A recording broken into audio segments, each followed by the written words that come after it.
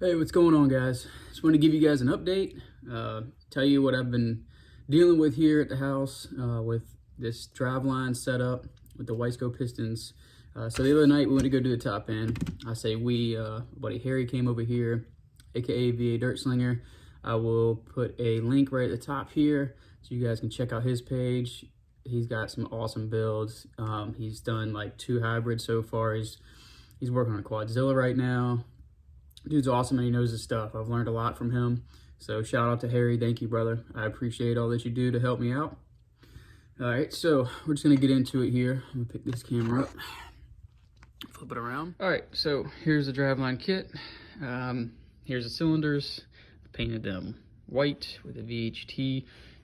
My previous video, I show a little bit of that.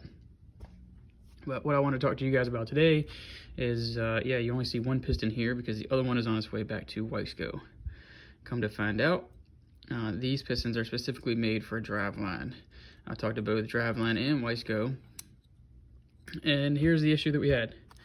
The second ring groove right here was machined in properly. We found that out because we were going to slap these rings in. You see they move nice and freely on this one. On the other one, on the other piston, on the lower ring groove, once you put it in, it just wouldn't budge. A lot of people said, oh, you know, you gotta flip them upside down, or they might be beveled. You know, they got certain places they need to go. But when you look here on the ring installation, unless otherwise noted, all Wiseco 2-cycle rings can be installed with either side up. So that eliminates that.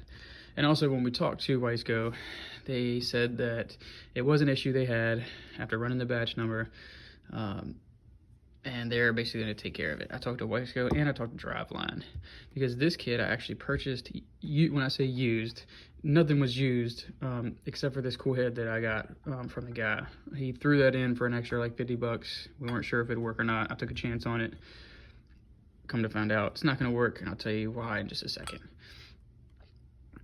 So I have no record of me ever buying the Driveline kit through Driveline or with Wiseco, obviously, but they're going to take care of it. They told me to send it in, so I've already sent it in yesterday. They issued me a return label, so it just worked out really nice, because I was worried that, you know, I just have no paper trail of buying this. So anyway, now we're playing the waiting game on that. Second issue. All right, cool head. Here's the domes. Actually, a little bit wallered out on this side. Got a little bit of movement there, no bueno. So I had to order another cool head. So waiting on the cool head from Pro Design. Also waiting on their timing plate, which I got an email saying they're going to be 1 to 2 weeks out before they can even ship it due to COVID. And here we are at the beginning of February and still dealing with COVID issues. So no fun. Luckily we are in wintertime right now. I'm not going to be riding, but yeah, so that's what I've had going on. Show you guys here. My OCD is killing me because those whites are off just a little bit, but I think once they're mounted and the pipes are on and all this stuff, you're not really going to see it. And I got to remember that this is just a trail bike. You know, I like to keep it clean. I like it to look good, but in the end, I toss this thing right in the mud in the trails and it just gets nasty. So we'll check out these Driveline cylinders a little bit. I'm really happy with them. They look really nice, well made. That triple exhaust port's really sweet. You can see those ports are nice and big compared to stock. They're a lot bigger too. So I'm anxious to see how well this runs. So after we get this broken in, take it up to a friend of mine, Justin, in Virginia Beach, and we're gonna dyno tune it so we can get the most out of this thing and be nice and crispy. So anyway, that's my update for now, guys. Hopefully we can get this thing going soon, and I'm excited to get back in the trails. If you got any questions or comments, leave them below.